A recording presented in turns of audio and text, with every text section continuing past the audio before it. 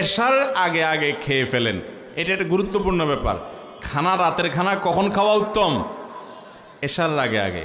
কিন্তু এশার আগে খানা আমরা খাওয়ার কথা কল্পনাও করি না। এশার আগে খানা খাওয়াটা স্বাস্থ্যের জন্য উপকারী। কেন জানেন? কারণ আপনি খানা খেয়ে ফেলছেন, এরপরে আপনি এশার নামাজ পড়বেন, আপনার এক্সারসাইজ হয়ে যাবে, এগুলো ডাইজেস্ট হয়ে যাবে, এরপর আপনি বিছানায় চলে যাবেন, আপনার জন্য স্বাস্থ্যগত দিক থেকে উপকার হবে। আমরা কি করি?